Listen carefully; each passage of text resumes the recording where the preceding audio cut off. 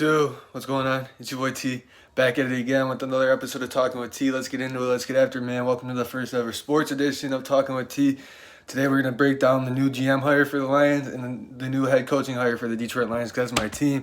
I don't care what anyone says. I'm always going to be faithful to the Detroit Lions, man. Even though they suck, that's my team. Don't ever talk about them.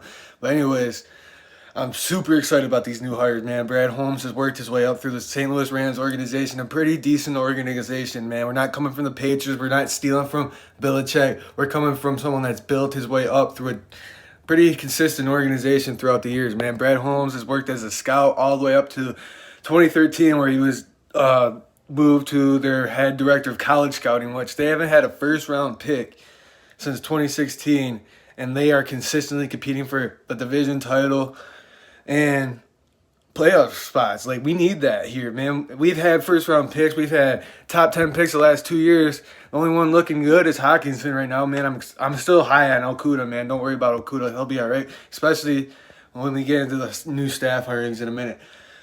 But anyways, Brad Holmes, super excited. Sounds really intelligent. When you listen to him in his press conference, he sounded really driven, sounded really passionate about being the best and putting the best competitive product on the football field for the Lions. And that's something you want to hear, because when you were listening to Bob Quinn, he seemed very timid, felt like people were against him, people were attacking his way of doing things. With Holmes, he understands where the fans are coming from, because he understands where Detroit fans have been, man. His uncle played for the Lions. I guess he's a legendary corner for the Lions, Bradley Holmes. I'll have to look more into that. But it's super exciting to see someone understand, have some sort of humility a little bit, to understand the fans, understand our passion. And I love his passion for the game, because he seems like a very hard worker just from listening to him, very intelligent, and what he looks for in his players, man. Passion about playing football, effort. That's what you see these stars in the NFL, man. They're passionate about football, man. And know what I love about the Rams defense? They're the number one defense in the league. Aaron Donald, yeah, he has a lot to do with that, but they're all like mid-round draft players, man. And and then a huge quote I've heard from him is that he loves building in the draft. He said in the middle rounds, that's where you win late games in December. That's where you win games, is in the middle rounds of the draft, which is very true, because in Detroit, you're not going to get a very high free agent signing unless we get some cap room. We don't have much cap room unless we trade Stafford, which I don't know what's going to happen. I don't even know if that gives us cap room, but we need to create cap room, because Bob Quinn screwed us signing below average players to high salaries, man. It was awful, man. We had a clown show running these last 3 years, man. With Campbell, at least we had some competing. With Patricia and Quinn, it was just a dumpster fire from the start. Yeah, I mean, I was for Patricia, but you could just tell he wasn't the guy right away, man, when he got to coaching. Now, the head coach, man, Dan Campbell. I'm so excited about Dan Campbell. Everyone's freaking out because we didn't hire anyone with experience. You know what I think about experience? Man, experience sucks, man, because look what Marvin Lewis did. He went to the playoffs, never won a playoff game. We've never won a playoff game. Why do we want someone here that can't win a playoff game?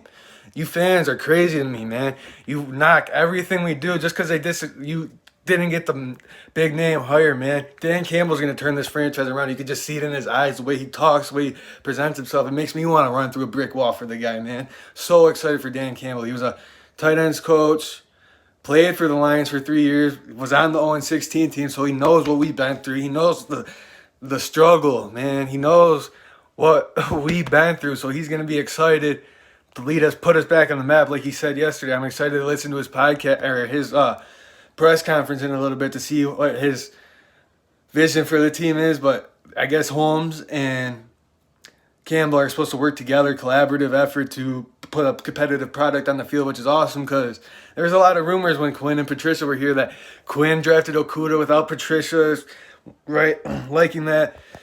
It's just a dumpster fire, man. It's good to have some sort of direction. It's good to have people here that know how to talk to people, know how to understand where fans come from. They're not better than everybody. That's what I took away from Brad Holmes' press conference, man. He treats everyone like he's not better than everybody, and that's where Quinn and Patricia sucked at. They thought they were smarter and better than everybody, and no one likes to play for that. And Dan Campbell, the reason you want to run through a brick wall from, because I heard he doesn't push you down when you screw up, man. He's going to talk you up. He's going to show you what you need to do to get better the next time. He's not going to make you feel like you suck in the NFL. You shouldn't even be there, man. That's not how people learn. Look at your job. When you got a manager talking to you some kind of crazy way, man, you don't want to do anything for him, because That's not leadership is showing the right way to do it and not putting someone down because they're capable of doing the right thing, man. You got to encourage and inspire, and that's where I see Dan Campbell. And he's a go-getter. You could just tell it in his voice. He doesn't take crap from nobody. And he's a Texas hillbilly country boy, man. He's ready to go to work. That's what you want to see in your head coach. I'm so excited for these Lions hires, man. Only time will tell.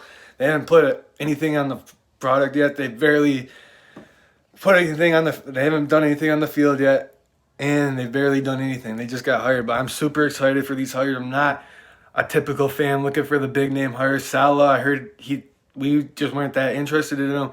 Good luck to him in New York Jets. And Bieniemy, man, a lot of people are saying, why don't we give Bieniemy a chance? I heard Bieniemy didn't even interview well with anybody else, man. And a lot of it's probably Andy Reid to do with the Kansas City offense, man. I want to stay away from Kansas City because that reminds me of what we just went through with New England, man.